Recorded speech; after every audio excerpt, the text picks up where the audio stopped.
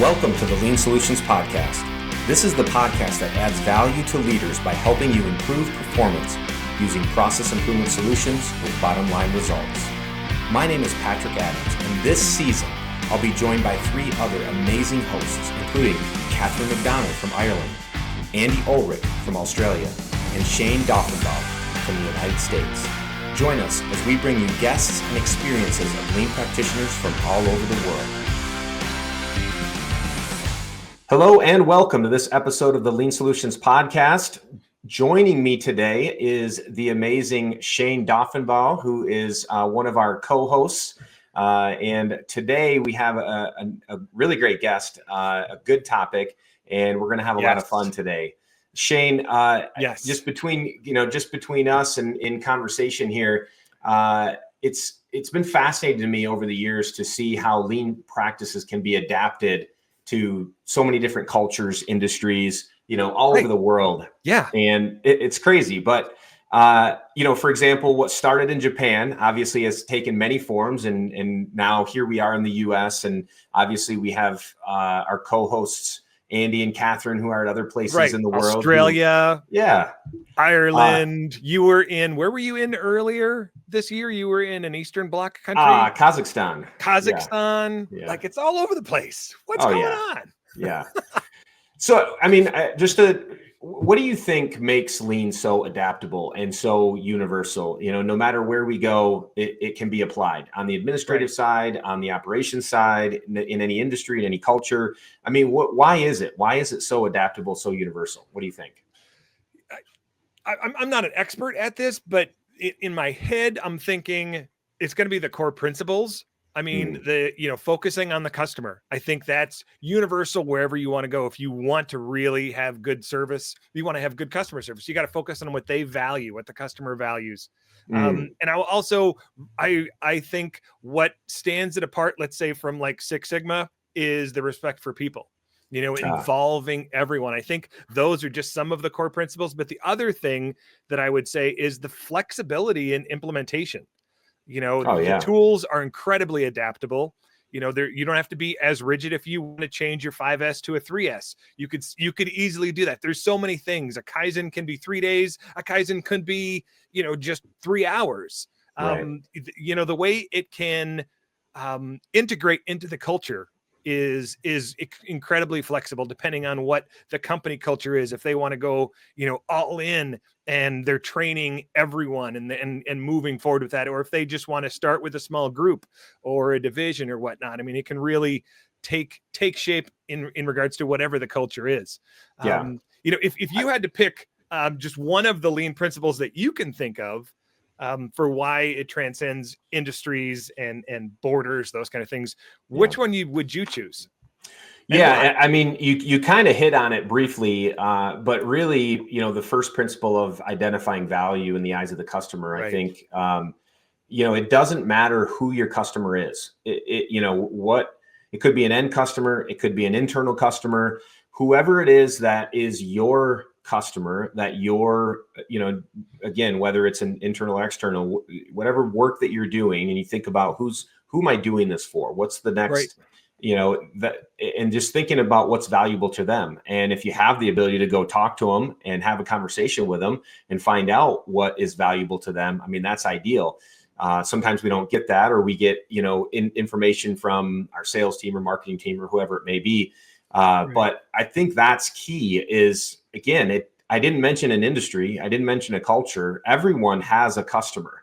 Whatever work that you're doing, you have a customer. And so thinking about it in terms of, what value are we trying to provide to them, and ensuring that it's not what we think, but what they think is valuable, that's key. So, and it can totally, form or shape or direct how we do whatever service we do, because we're basing it off of there. So that gives us, we've talked about this. We'll talk more about this. Keep going. Yes. Yeah. I'm super excited about today, because if you haven't, for those of our listening audience, if you haven't kind of picked up on it, we're looking at kind of the lean implementation in another place in the world from where we typically are. And I don't know the breadth of our podcast audience, how far across the globe we go, but we are, multinational. But today we're going to South Africa, ladies and gentlemen. I'm very Yes. excited with our Buckle guest. up. That's right. Royden Johnson. Had the privilege of just being able to talk to him just a little bit. I love where his heart is.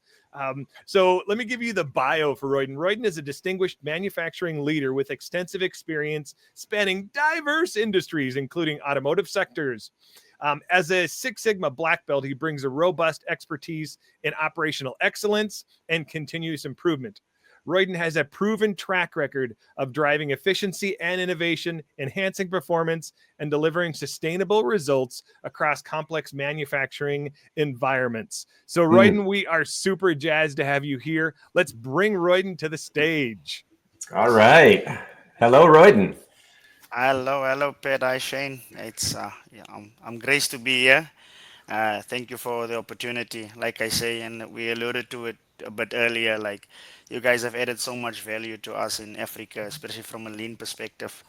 And when you know how diverse we are and access to certain industries is not there, so we rely on some of the content that you guys put out for us to grow as leaders. And I'm a perfect example of that, coming from the shop floor and only started very late with regards to formal education.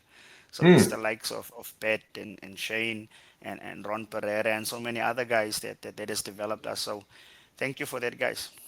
Wow, that's amazing. I just want to sit in that moment real quick because he mentioned my name in a sentence with Patrick Adams and Ron Pereira. Yeah. From the Genba Academy. I'm like, oh, I've arrived almost. Yeah.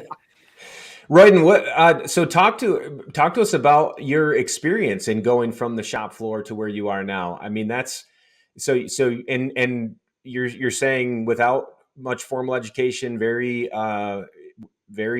recent. Talk to our audience about that. So as we talked earlier, so I grew up in the Eastern Cape in a town called Uitenhage, industrial town with the likes of VW and Goodyear. So we're very much into sports. So I was a strong rugby player, and actually thought that one day I'm gonna make it professionally. However, got injured, and I had to start working. So I started at Goodyear as a normal shop floor operator, and was always willing to learn and develop myself, continuous improvement. So I was afforded a number of opportunities within the organization to grow. One of which being on a leadership development program, where I visited some of our top plants in the world. And it's only then that I discovered my potential. I've been to the States a couple of times, and like I say, with the opportunity and the self development, I grew. I eventually ventured into to lean manufacturing, started doing my black belt, and started doing some projects within the organization. And then from there, I just skyrocketed through different levels in the organization. One of the fortunate opportunities I got was actually to do a leadership assessment through Meyer Briggs, and that's when I discovered that I'm an ENFJ, so I'm relationally moved. So with regards to people, and you guys were talking about it earlier, it's all about creating value to the customer, and especially in a country like South Africa, knowing our history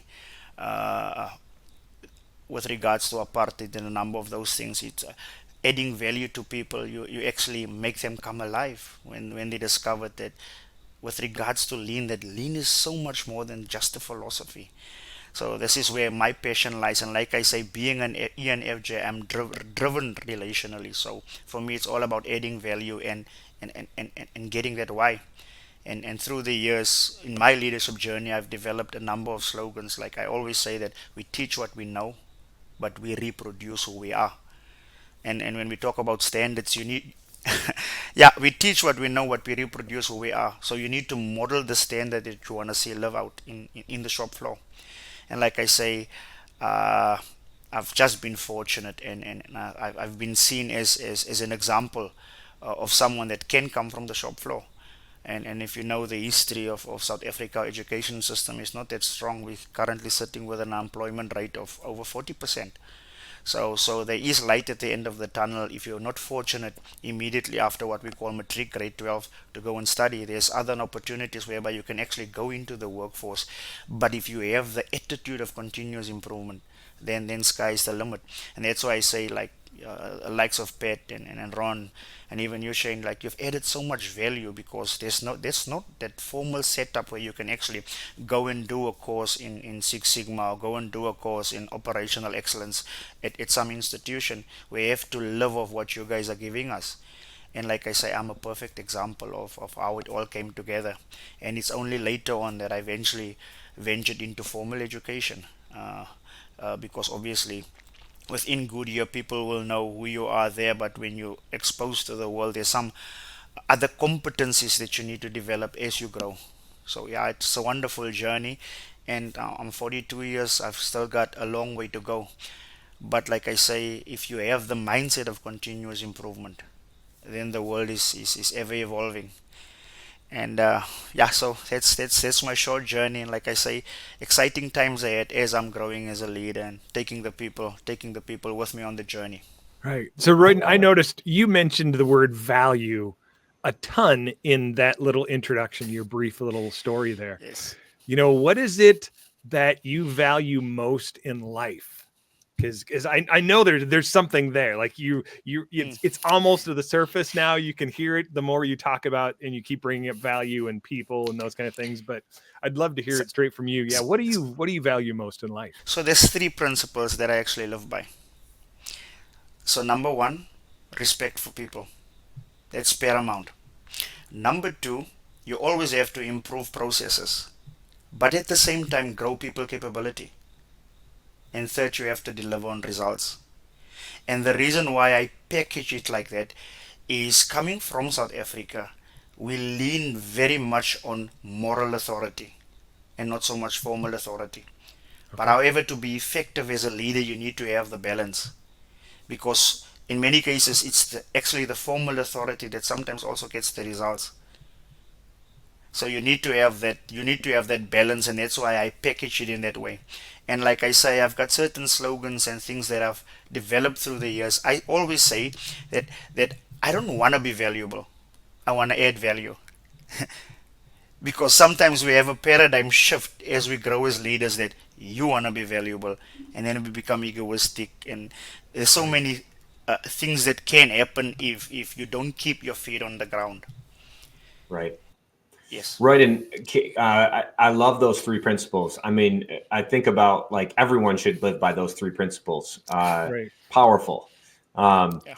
I want to hit on the first one real quick, if you don't mind, and just unpackage that one a little bit. Respect for people. So, I think that in my experience in working for many different companies and with many different companies, one of the things that sets a company that has a true culture of continuous improvement, and one that has, what I've talked about before, is a culture of continuous appearance, where at the surface they look like they have it all together, but underneath, yes, they got this toxic culture. Right. Metrics are in the dumps. Yes. Their turnovers through the roof. And the thing that sets those two companies apart, the number one biggest thing, is respect for people. The lack of respect for people in the company, yes, of continuous appearance. So my question to you is, what's been your experience with companies in, that would be on both sides of that? Like maybe a couple examples of companies that have that true culture and are showing respect for people. And maybe if you've had an experience with companies on the other side of the coin too, I'd be curious to hear that. Yes. And like you have rightly alluded to it, it's the respect part is paramount. And I say, in we companies, we usually start at number 3. We've become so competitive then that when the going gets tough, we start at number 3. So I always look at, and I've had instances in the past where I would challenge leadership with regards to respect for people. I have a completely different approach to what you would hear or read in mainstream. So many people say that I respect Pet based on the respect that Pet is given me. So that's not how I operate. My respect for you is not predicated on you. My respect for you is predicated because I was raised by a mother that you didn't talk back. You like there's so even if you are rude to me, my respect for you is not based on how you treat me.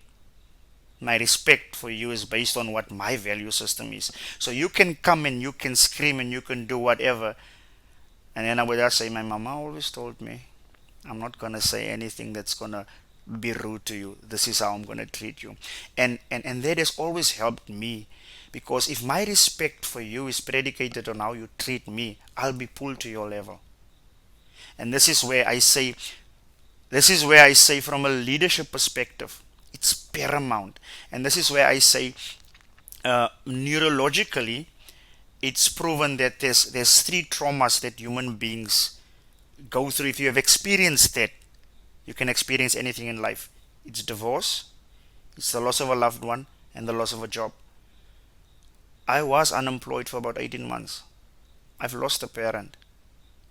So there's nothing worse in life that can happen to me that I can't overcome. So if my values is not aligned with the organization, I will gladly pack up and go. Because that's my value system. That's how I operate as a leader. And like I say, growing up in South Africa, we had a toxic leadership style in manufacturing, where because of our history, people would threaten and do A, B, C, and D. And then that's why I have a love for the United States. There was one guy that I met in the States. He worked at Goodyear, was quite high up in the organization, and he actually challenged my value system. So when I came back to South Africa, I never wanted to be that leader anymore. I wanted to be a leader at the end of the day that people can look up to. Because I think where we are going now, we have lost what true leadership is. And like you say, lean is all about how can we add value. There's no right, there's no wrong in certain instances. I call it the Jeet Kune Do of lean. So okay. So Bruce Lee, now I'm very much into martial arts. Bruce Lee, Jeet Kune Do was never designed to be a kata. So you had your 5 katas. But Bruce said that your kata is always predicated on certain structures, certain set things. But he wanted Jeet Kune Do to be a philosophy. That's why I say when you throw water into a cup, you have to adapt. When you get to different cultures, the philosophy stays the same. But how can I tailor make this lean tool for this culture? How can I tailor make it for this? And that's why, like I say, I was thinking about it years ago, and I said, why, like the Jeet Kune Do. So when someone says, what is lean, or why isn't, that's why we would argue, why isn't it working there? Why isn't it working there? Why is it? Because guys, it was never meant. It was all about how do I create value? And sometimes certain methodologies will change. Sometimes certain tools will change. If I might use a classic example, and there's a famous guy in the States, Chris Voss, he actually wrote a book, Never Split the Difference. Interesting book, and like, especially like human beings get defensive when you ask why. Now you get to South Africa that has got a history of division where we've got 11 official languages. We've got diverse cultures. So when you purely gonna go in the 5 why, you're gonna lose certain people because that guy gets defensive because in the past he was blamed for everything. So when you start asking why, if your approach is not right as a leader, you will lose that guy. And the tool then will not be effective. And then you're asking, but why are we not driving to root cause? Because you don't have the buy-in of the operator that's the expert on the operation. You've lost him. That's why I say in certain cultures, you have to connect before you correct. So that's why many lean implementations fail. Because we come with the correction part, but we haven't made the connection. So there's a lot of things out there. That's why I say I watch so much of your podcast and I read so much of your content because I need to understand the Jeet Kune Do.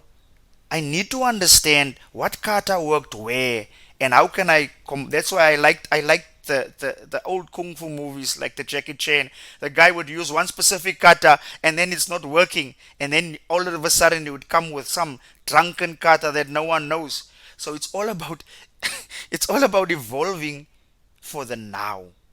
The ultimate goal is how can we create value to the customer. Yeah. So you alluded to it a little bit earlier, in regard to the history of South Africa.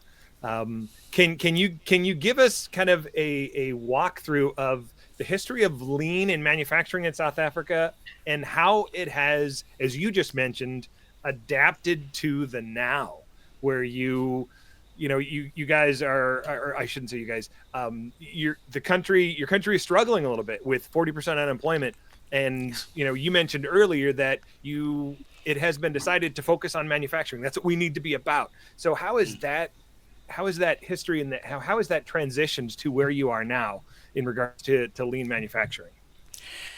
So, as I said, with regards to moral authority, we were very strong on moral authority after we came out of apartheid.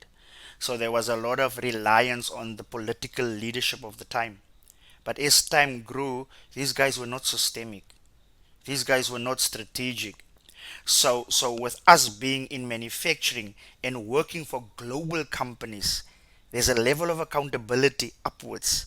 You would have global guys coming down, doing audits, doing checks. So we were exposed to a level of strategic thinking. We were exposed to a lot of things that the guys in the political space were never exposed to. So when we started now hitting rock bottom, then all of a sudden the paradigm shifted. Say, okay, right, but now we've been without lights for a couple of days now, and it's every time the same pipe. So then we would start asking questions, guys. What did we do for containment? Did we drive to root cause? The countermeasure that we put in place, the countermeasure cannot be effective if the lights keeps on going off. And now there's a whole paradigm shift, and some of my friends has actually ventured into the political space, and they were actually headhunted because we talk a different language now. And we have to say thank you for your global organizations, and we have to say thank you for podcasts like that, because like yours, because this is where we sharpened our X. And now there's a whole paradigm shift whereby you started hearing the lean language now in different industries. Even when I was club president, and the guys were looking at me because we would have standard work. So Mondays, what meetings are we gonna have? On Tuesday, what are we gonna cover? And we've got different teams. So with my standard work, I made sure that we covered each and every KPI. So under safety, it would be injury KPI. So on a Monday, we say, okay, right, guys, we had 5 teams playing over the weekend. So who was injured? What is the status? And that changed the club in a way. Like, there's things that you don't miss, because lean teaches you, apart from the leaders, it teaches you structure. It teaches you leader standard work. It teaches you'll go to a seminar with Tony Robbins and you'll pay X amount of dollars. But the very same thing is taught in lean, because your routine drives your success and it drives your behavior. And then you have someone like Tony Robbins say, get a routine. But it's something that you will learn in lean. So we've actually evolved a lot, but the evolving was born out of chaos. It was born out of infrastructure collapsing and falling, because and in a lot of countries we rely so much on heroic leadership. And I might use a sporting metaphor, a sporting example. So now United States is playing against South Africa, and the United States is leading 15-10, and Patrick gets injured, and Patrick goes off the field, and South Africa comes back, and we win the game. And then people will say, you can see Patrick is a good leader. When Patrick left the field, everything fell flat. No, no, no, no, not in lean. That system needs to drive the right behavior, and the system needs to drive the performance. So we had a wrong concept of what leadership is. And this is why our late president, that's world renowned, you will probably know him, Mr. Nelson Mandela, we rely too much on heroic leadership. And then even Mandiba saw, yeah, we need some systems. So he actually got some guys involved. There's a great guy in South Africa called Clem Santa around scenario planning. So he actually understood that it will not be heroic leadership that would take us there. We need systems, we need processes, we need structure. So this is where we are getting the respect now in South Africa from a manufacturing side, and say, hey guys, even from a consultancy point of view, can you guys just come and check what we can do differently? As I've said, like 2 years ago, we were on a horrific state around electricity. So much so that a lot of the companies threatened to leave the country, because we would be 12 hours, up to 12 hours without electricity in a 24-hour day. certain plants had to close down and work short time because of electricity. And it was only until certain organizations started to threaten that, hey, we'll leave the country if things goes on like that, because this is not sustainable. And then within the organization that provides the electricity, called ESCOM, they changed the leadership. And a classic mistake we made. So with the transition, a lot of the experience we let go. So the amount of breakdowns within ESCOM was so massive that we couldn't sustain it. We got back some of the old guys. They started to work together as a team, looking at succession planning. How can we grow capability? And then started looking at manufacturing metrics. What's the mean time to repair? What's the mean time to failure? It's guys that in the political space, they don't know what you're talking about. But yet they're managing a municipality. So like I say, the respect has grown a lot with regards to lean in the country, recognizing that, hey guys, we need this. We need this philosophy. We need to create value, because at the end of the day, we will collapse as a country.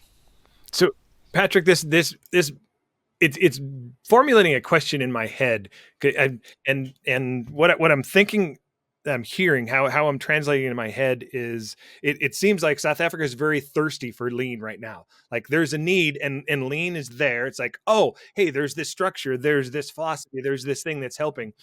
Now I see that. I think American manufacturing was there, maybe in the 90s, roughly around there, when lean kind of came into its own.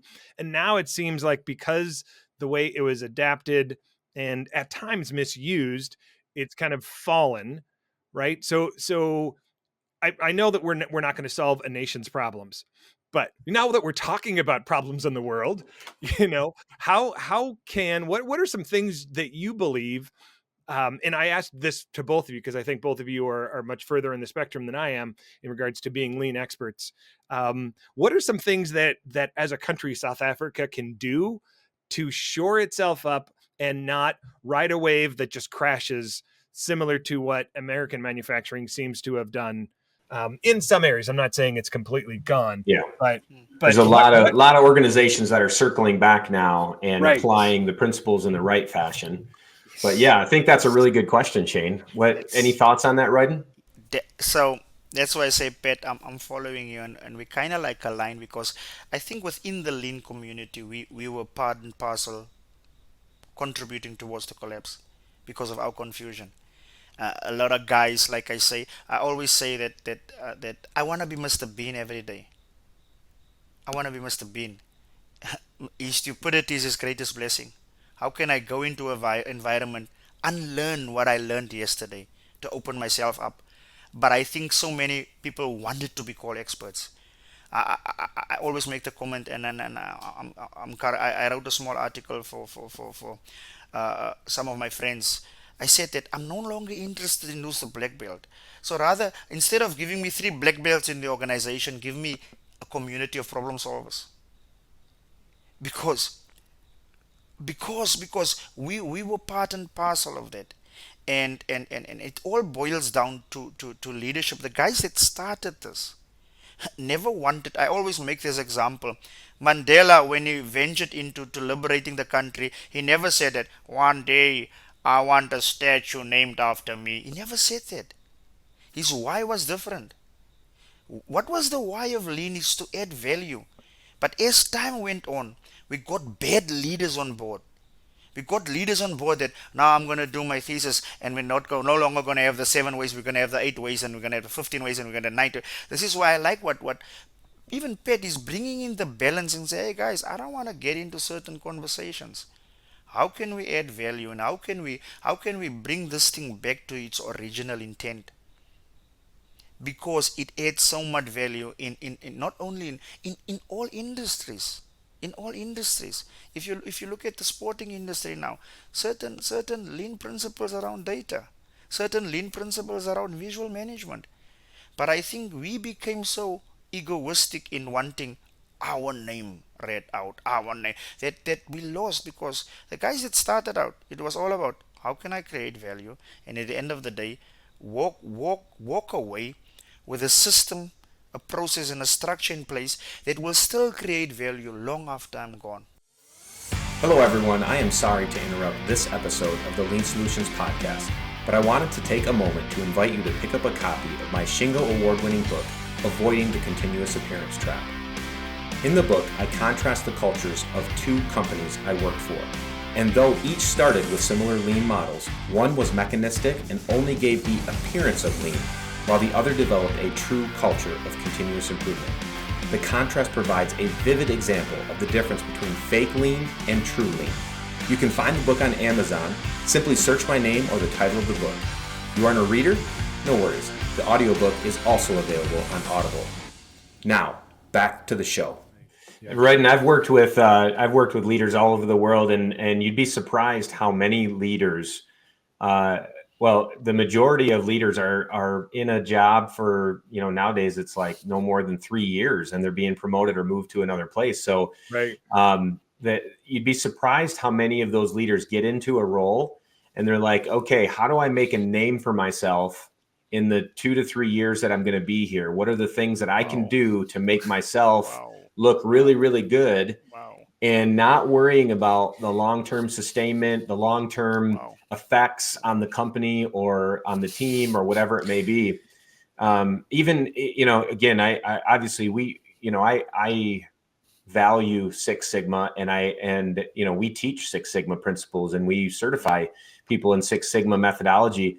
But when a company says, I want to have 100 black belts, or, I just need my black belt certification for my resume, like those are vanity metrics. What kind of impact are they really having on the organization? Where's the real measurable results? That's what we need to be after. And that's what leaders need to be after. You're going to be in this position for 3 years. How much of a measurable and sustainable impact can you make on the organization in those 3 years? That needs to be the focus. You're actually giving me goosebumps. Uh, I've always been assertive because I've been comfortable in my skin, and I've always highlighted, especially in the previous organizations that I worked with so many expats that come in. Those guys are here for 3 years. There's no way you're going to tell me on the 3 principles they're going to start at number 1. They're going to start at number 3. And this is why you end up in a rat race, because the previous guy left so much damage that there's not even time for you to start rebuilding what he broke down. And this is why I say, like, I like to think about things, and I'm a linguist, so I'm very much into words. I'm an etymologist, like I'm very much into words and how it's phrased. So even the word leadership only evolved, I think, in the 1400s. For me, what leadership means, a leader to me is a follower that goes first. Oh, please explain that a little bit more. A leader makes you loyal to the vision and the mission, and not to him. So tomorrow, Pet was the follower that went second, but now Pet happens to be the follower that's first now. All of us. This is where I said, and one of my mentors was actually mentored by John C. Maxwell as well. And I said, this is where I differ with John. Statements that we just grabbed on, leadership, everything rises and falls on leadership. We have made the word of so much importance that everyone wants to get that word now, at the expense of anything that they compromise. So I want to be a follower that goes first, because that follower makes you loyal to the vision of the organization. It makes you loyal to the mission of the organization. It makes you loyal to the goals of the organization, not to himself. So when I transition into something else, you're still loyal to where I left you. And that's not what mainstream is saying. Because if they're going to say that, half of the leadership book sales would go down. Right. That's so true. Now, Royden, real quick though, before I'm trying to cut Shayne off before he throws in a question, because I have one. The question that I have is, there's no secret that, executives, upper management, I mean, they're trying to move up in the company. They're trying to make a name for themselves, or whatever that looks like. What about what should they do? Like, because to be honest, if they're not doing some of those things that, society requires for them to move up in the company, then, maybe they're not going to hit some of their personal goals that they have or whatever it may be.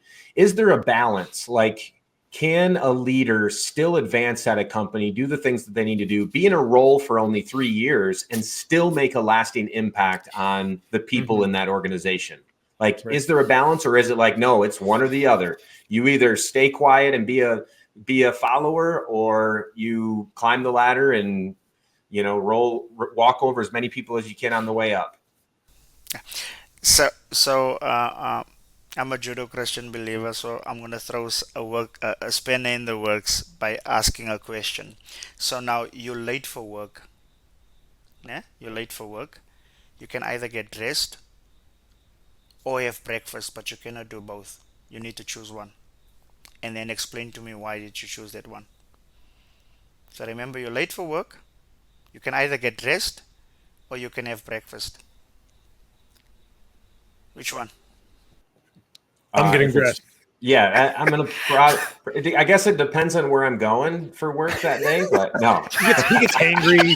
He gets very hangry. You don't want to see Patrick without food. You see how easily Shayne answered. So for me to answer that question, so now Shayne said he's gonna get dressed. So now the question is, why don't you want to have breakfast and go naked?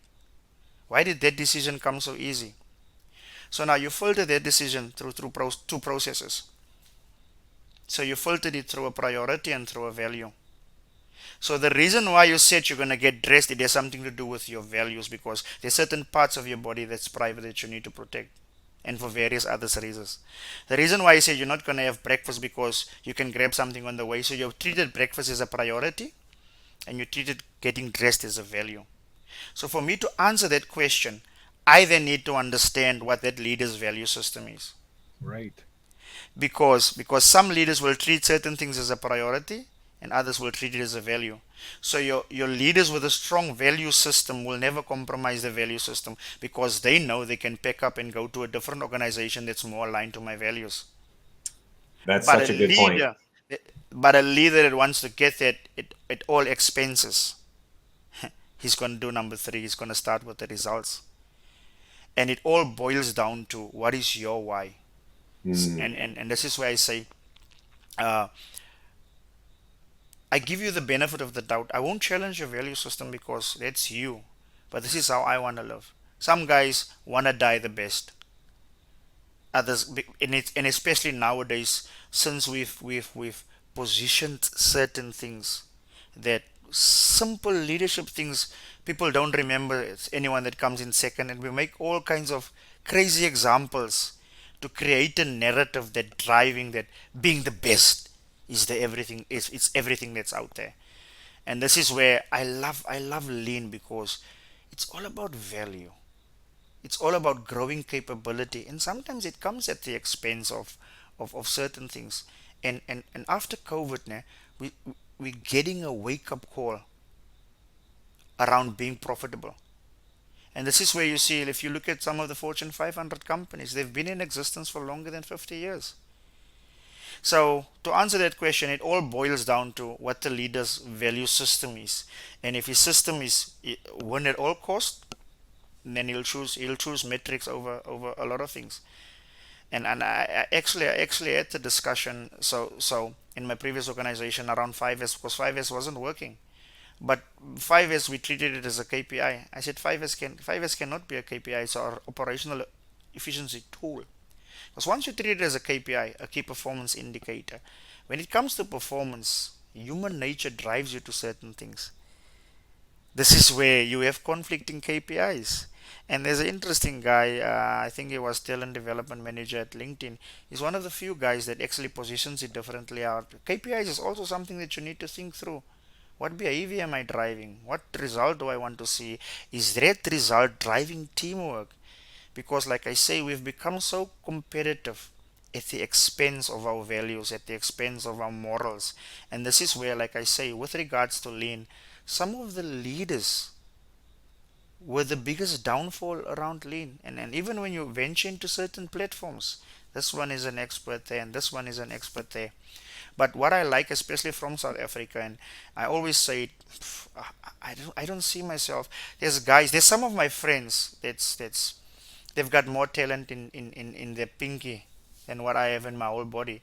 And then I said to him, guys, what I like what Pet and Ron and the guys are doing is you're actually you're leveling the playing field, because some of the guys, especially in African countries, and I had a discussion today with one of the leaders from Spain, and I was actually talking about the podcast and about Pet, and I because we have the thing that it's only the Lakers of the world and the Billy Ray Taylors and no one listens to us. But then I said, guys, have we ever approached some of these guys? Cause there is platforms. It's how can we connect, and that's why I say I know that this conversation is not gonna stop here, because there's some brilliant guys in Africa, and I talk about in Nigeria and a lot of other African countries, and the playing field is level. How can we take this thing to its original intent? And I will always revert, like I say, I like to revert back to some biblical examples. So Jesus died, and how many years after he died, the disciples were still only that 11, 12. But they got a message, go out.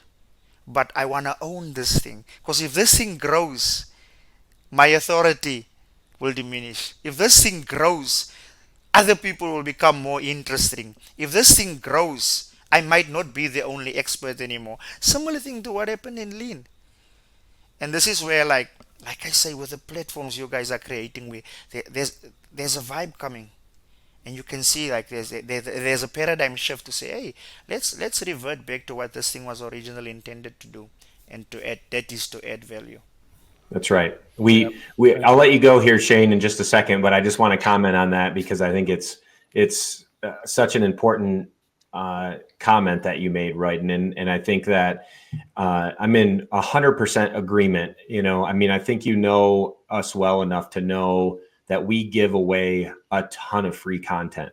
And the reason why we do that is exactly what you just said, because we can make a difference in this world. If we all come together in community, continuous improvement principles we've been talking about this whole time, but they transcend any industry, any team, any culture, any time. Right. They can have a positive impact anywhere that they're applied. And that's what our ultimate goal is. I mean, our purpose at Lean Solutions is to empower and equip people for positive change. And we're going to do that in whatever way that we possibly can. Even if that means giving stuff away for free. When we first started, I had actually received messages from other consultants who said, I can't believe you're giving away all that stuff for free. Like we charge for that stuff. How can you do that? Like, why would you give that away? And it's like, I don't really care about that. I mean, of course, yeah, we're running a business but everything comes full circle, and I don't give stuff away to get anything in return. It just happens that way. If you have your values aligned properly and you're genuine and you're, building relationships, developing your network, and it'll happen, and so that's our philosophy. So, and like I say, there's guys that's in more senior roles than what I am, and all of us boil down to the same thing. I say to them, guys, like we've lived of y'all's content, and we have grown, and now is the time to actually open doors for you guys to say, hey, Royden grew through Ron and Billy and Pascal Dennis and Pet's content, and look where he got. So that opens the opportunity for another Royden to say, hey. So this is why I say I want to create a platform for you in Africa, because I believe it's all about adding value, and it's not about wanting to be seen. And this is why I'm just a sucker around divine connections, because, like I say, you can only understand and connect the dots once you look back. So we might not even know what journey we'll be going on to. We might not know that the summit, there will be a summit in 2027 in South Africa.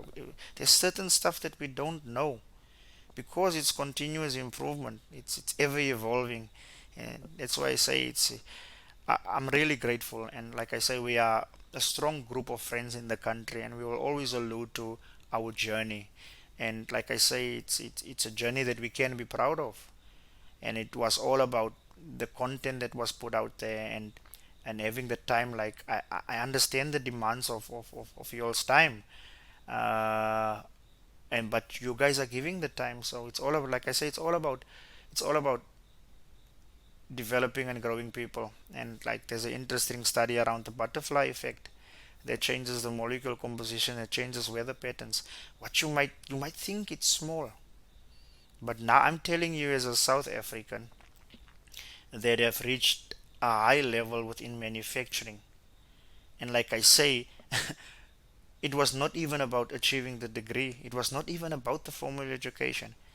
It's about taking what you guys put out there and say, I'm going to execute on this thing. I'm going to I love execute it. on this thing. I'm going out there. So, and like I say, I do have quite a big platform within the country, and I know it's not going to stop here. That's amazing. Yeah, Love it. that's awesome. All right, we are out of time. Yes, yes, it was Um, nice. I do want to just, as someone who looks up to people and understands, oh, that's how they did it. I would love, Royden, if you could give us two pieces of advice that you have for people in Africa or anywhere else around the world, that are in the same, maybe the same career path as you, but what are two pieces of advice to moving forward, to bringing the value and bringing the change in whatever way you can, kind of that, like, that Hmm. butterfly effect. What are, if you can, two pieces? No, no, okay. Uh, I'm going to quote the late Corrie ten Boom. She said that when in the presence of great men, don't talk, just Mm. ask questions. And the second one is my own one. Always stay small in your own eyes, although you might grow in others' eyes. Mm. If you can do those two, I Right. can guarantee you will be successful. Mm. The one will keep you humble, and the other one would put you in a position to continue and develop. It's what I call the high road of learning compared to the low road. So I Sure. would I would I would feed off people. So when in the presence of great men, don't talk. Don't tell how good you are. Just ask questions. And always remember, you might be growing in other people's eyes. I might use a silly example. Walking into the plant, and people calling you sir, and as they're calling you sir, as I'm walking, I say, hey, you're just a normal Royden from. And then I would mention the street I grew. You're just a normal Royden from Penguin. Please keep your feet on the ground. And I would be talking to myself because I've seen leaders. And you guys are probably familiar with the Johari we know. They don't even look at the blind spot anymore as they're growing. And this is what I like about lean leaders. We never get to that point. Because once you get to that point, continuous learning and continuous improvement stops. Right. That's right.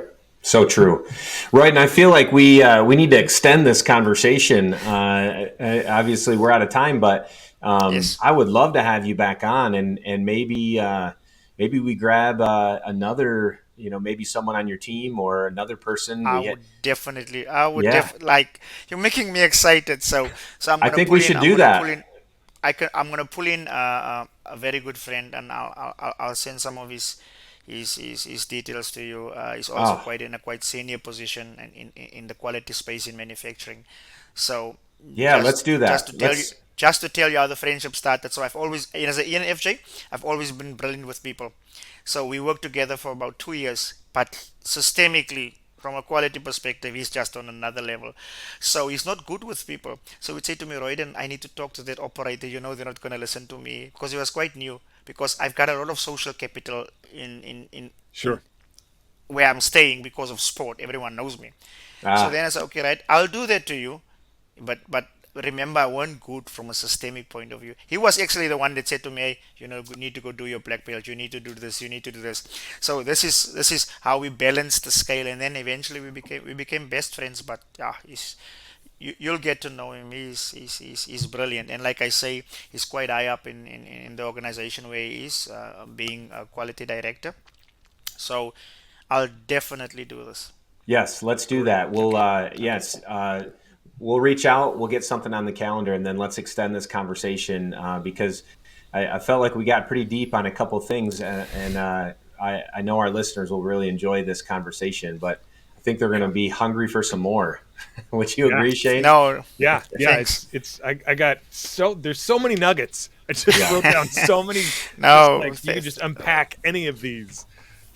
No, thanks for the opportunity. And like I say, especially being from South Africa, being from the African continent, thanks for opening up the door. I know sky's the limit, and like I say, I'm just one of how many thousands. There's, like I say, I must have been. There's always someone better, greater, more intelligent, more smarter than me. It's all about creating that opportunity for that person as well. And like you said, Pat, it always comes full circle. Yes, always does. Well, thank you again, Royden. We appreciate you being on, and we'll chat with you here again on the next episode. Thank you very much to you too. Stay blessed and stay safe. Thanks so much for tuning in to this episode of the Lean Solutions Podcast. If you haven't done so already, please be sure to subscribe. This way you'll get updates as new episodes become available. If you feel so inclined, please give us a review. Thank you so much.